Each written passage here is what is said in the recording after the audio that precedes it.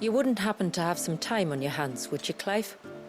Only I was wondering if you might help me with something else. Don't tell me. Another unruly dominant. Not quite, but a dangerous foe nonetheless.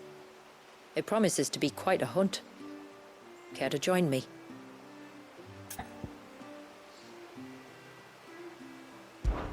All right. Tell me about our quarry. A fiendish, cold-blooded beast known as a Givra. Normally, we leave such animals well alone, and for good reason. But I have an even better reason to want its tongue. Its tongue. If you'll permit me, tributary, I can explain. Certainly, Yamila. It's been over a week since me sister gave birth to her first child, yet she still isn't back on her feet. We've tried everything to restore her spirits. Physics and nostrums, the laying on of hands and of leeches, but all to no avail. The healers tell me there's only one hope left. A broth as potent as its ingredients are perilous to procure. It isn't only Yamila's sister who stands to benefit from this, by the way. There's her baby to think of, and Walias, too. She'd agreed to be his wet nurse, you see. I'd be glad to help. Thank you.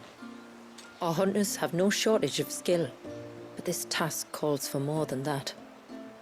And it won't be achieved through weight of numbers either. The Givra is as wary a foe as it is a deadly one.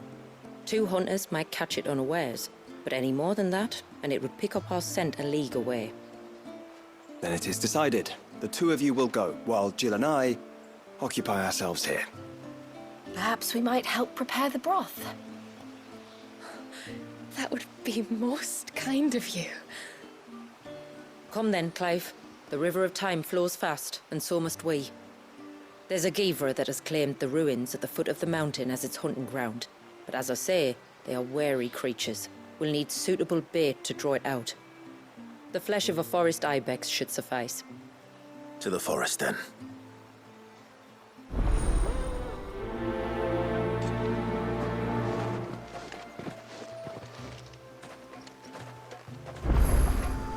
There's nothing a Givra loves more than a fat haunch of ibex.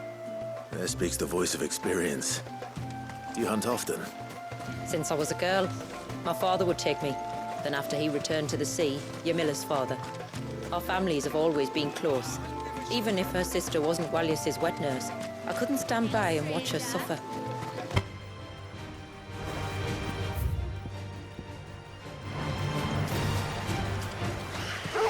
These will do nicely.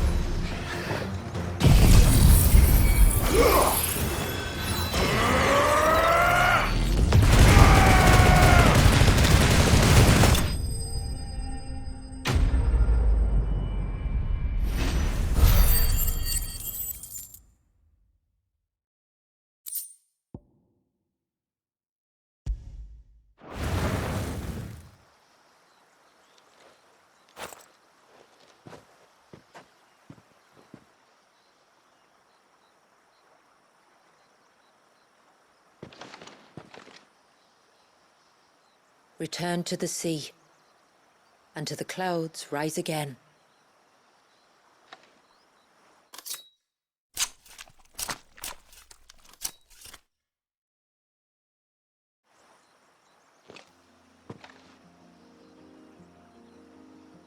We have our bait, then. What next? Next, we pay a visit to the Dark Gate to pick some local weed. It'll help disguise our scent.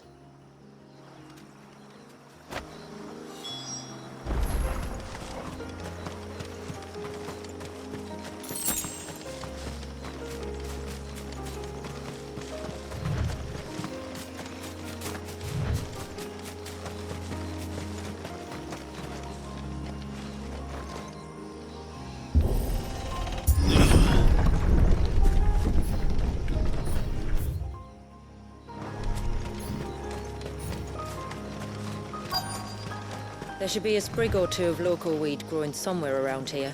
Look for the golden leaves.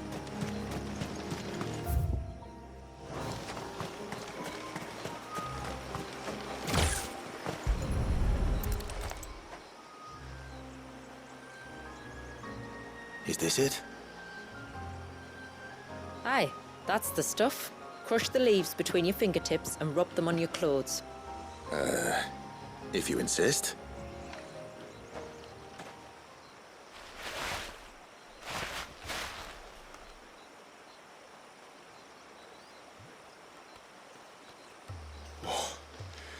You could have warned me about the smell. Like corruption, isn't it? We'll have an honor guard of flies before long. But it'll stop the Givra from noticing us. Its nose will tell it we're nothing but a feast for worms. I feel so much better. We can wash it off afterwards. If there's one good thing about the Givra choosing the ruins for its hunting ground, it's that there's plenty of fresh water nearby.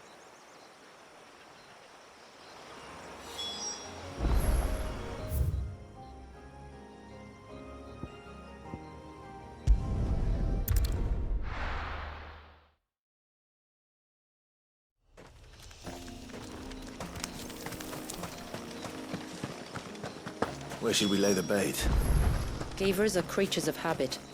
Look for some sign of its passing. It's sure to return to the same place sooner or later.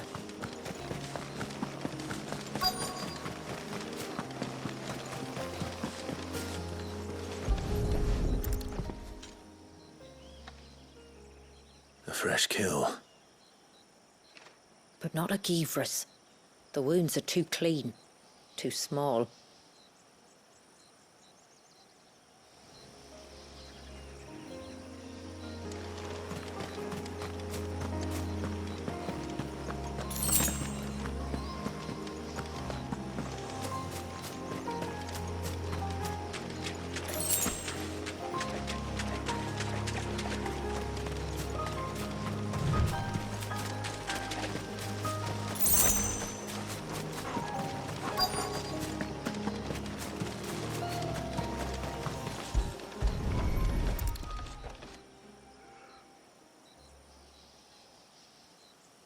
Marking its territory. Something was. A curl, maybe.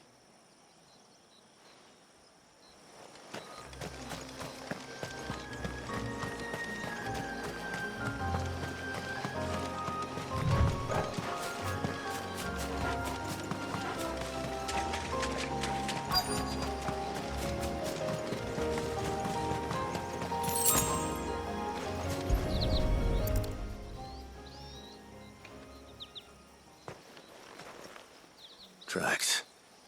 But I assume they're too small to belong to a Givra. You're right. They're barely big enough to belong to a Givra's breakfast.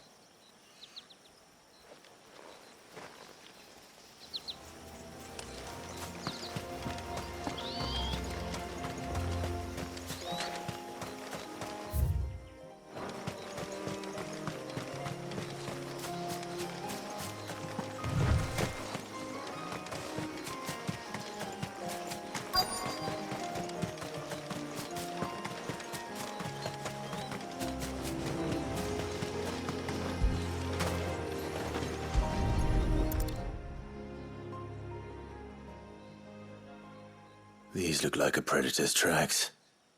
You can clearly make out the claws. But not just any claws.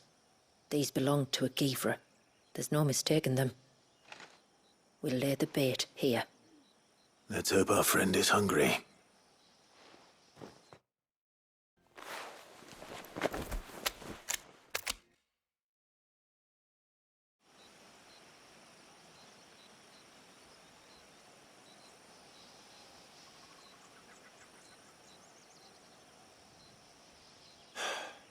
Still no sign. Patience, Clive. Hunting's not something you can rush. Have you stalked these beasts before? Once. Givras are fast, so the job called for a bearer. But even with my knack, it was a close-run thing. Not many leaders would take such risks for their people. Says the man who battled an icon to save a boy he barely knew. It is the way of the motes of water to use what gifts we've been given for the good of all. And I gather it's your way too. It was Sid's. The man whose name I bear. He fought for his people and their future with every fiber of his being. I'm just following in his footsteps. In many ways, you remind me of him. Me? You're confusing daring with desperation. Quiet. Something's coming.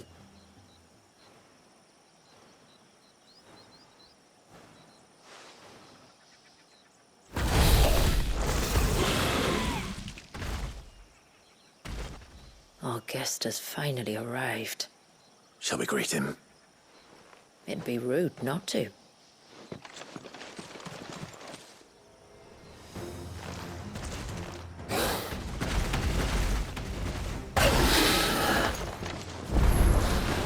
Don't let it escape.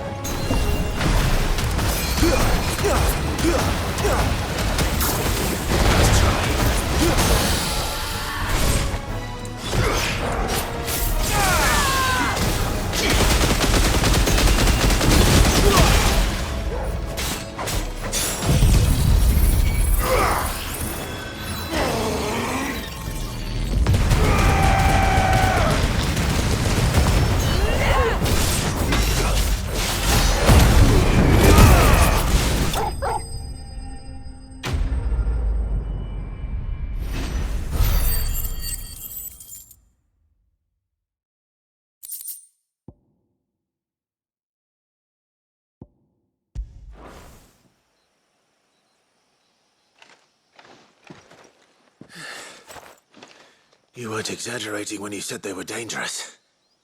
They're forces of nature, all right. And with this one's passing, the river of life has calmed.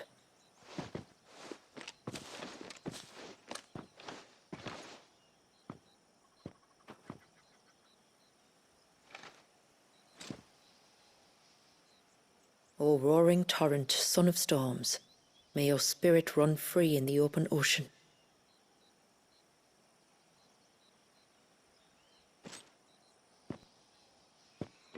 This flesh I claim, that your gifts might rain down upon us this day, and our river flow in spate once more.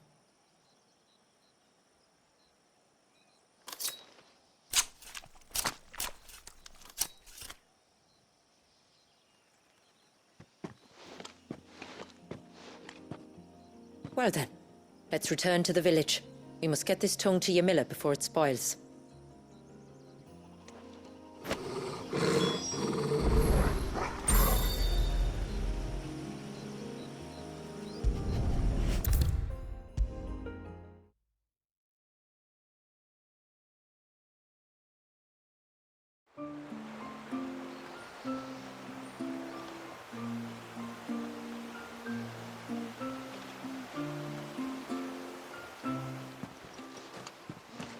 Tributary, my lord. Did all proceed as planned? It did. Here. 1 Geaver tongue. As promised.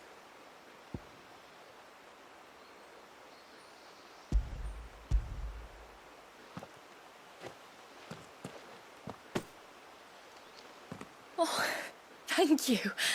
I shall add it to the broth at once. By your leave, tributary. If there is anything else that we can do to help, you need only ask. No, no. You've already done more for my family than I can ever repay.